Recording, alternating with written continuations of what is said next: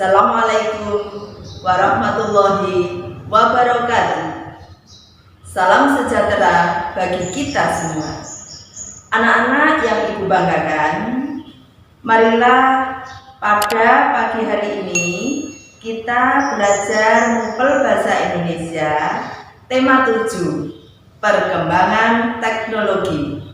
Subtema 3, perkembangan teknologi komunikasi. Sebelum pembelajaran kita mulai, terlebih dahulu mari kita berdoa agar apa yang kita pelajari diridhoi dan ilmunya berkah. Berdoa mulai. Selesai. Anak-anak yang Ibu banggakan, kita ketahui bersama bahwa manusia itu perlu adanya komunikasi. Nah, untuk lebih jelasnya nanti kalian bisa menyimak video yang Bu Agus sampaikan agar apa yang kita pelajari kalian betul-betul lebih jelas. Apa itu komunikasi, bagaimana cara komunikasi, macamnya apa, dan seterusnya. Oke anak-anak, simaklah video berikut. Anak-anak, sifat manusia ada 2, yaitu 1, manusia sebagai makhluk sosial. Apa artinya? Manusia sebagai makhluk sosial bahwa setiap orang membutuhkan orang lain. Kita tidak bisa memenuhi kebutuhan kita sendiri semuanya. Jadi kita tetap membutuhkan pertolongan orang lain. Yang kedua, manusia sebagai makhluk individu.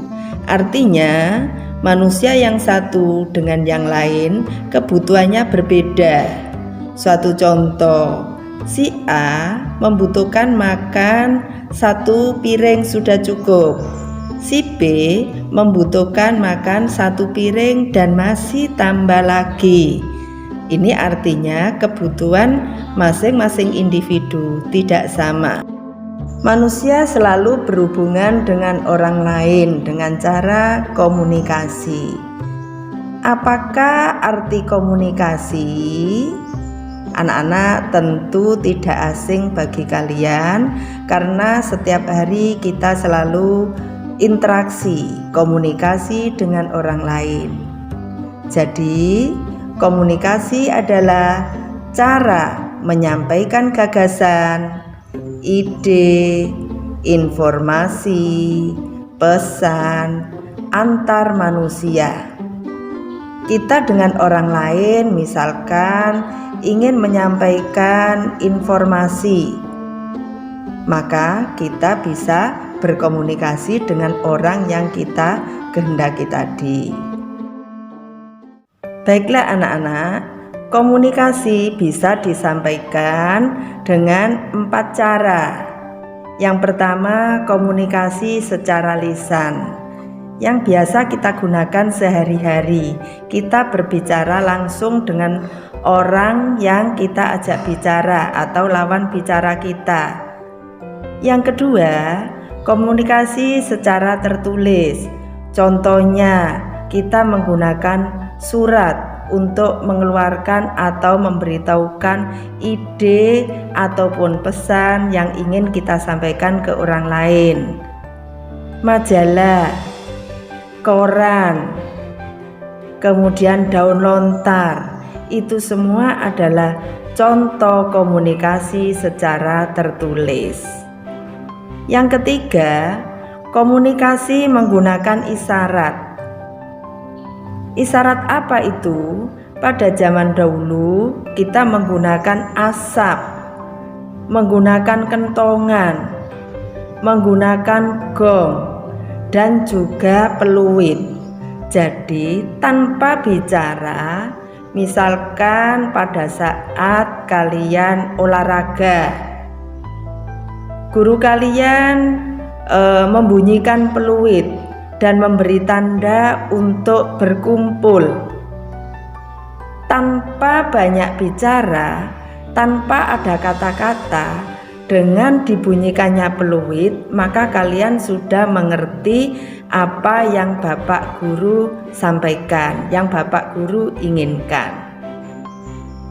Yang keempat, komunikasi melalui suara dan gambar. Yang melalui suara bisa contoh radio, kemudian suara dan gambar, televisi, ada jaringan internet yang menggunakan ponsel genggam, menggunakan telepon dengan suara radio dan telepon. Televisi itu contoh gambar, kemudian jaringan internet bisa video call. Inilah anak-anak komunikasi yang digunakan mulai zaman tradisional sampai modern ini. Dengan perkembangan yang ada, kalian lebih harus bersyukur bisa menikmati cara-cara komunikasi yang lebih banyak ini. Macam alat komunikasi ada dua. Yang pertama, alat komunikasi tradisional. Contohnya daun lontar, prasasti, gong atau lonceng, kemudian surat. Alat komunikasi yang kedua yaitu alat komunikasi modern, menggunakan telegraf, telepon, HP atau telepon genggam, dan komputer.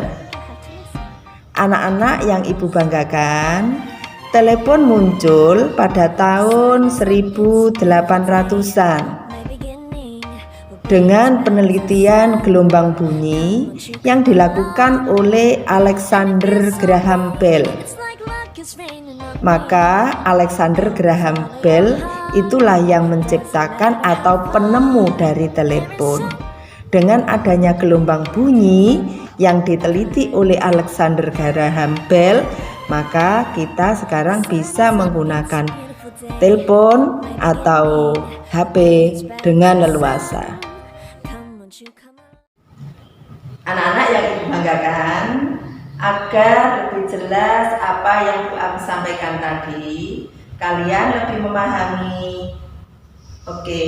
Kalian bisa mengerjakan tugas dari buku Bu Pena 3D halaman 57 sampai dengan 58, nomor 1 sampai dengan nomor 2.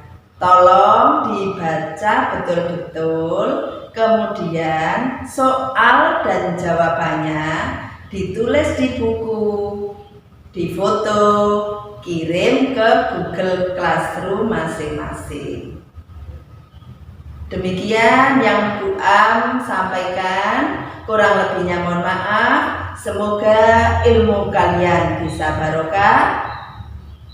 Jaga kesehatan, tetap semangat belajar di rumah, sukses selalu. Kalian adalah anak-anak yang hebat. Semoga pandemi COVID ini segera berlalu. Akhirul kalam, wabillahi taufiq wal hidayah. Wassalamualaikum warahmatullahi wabarakatuh.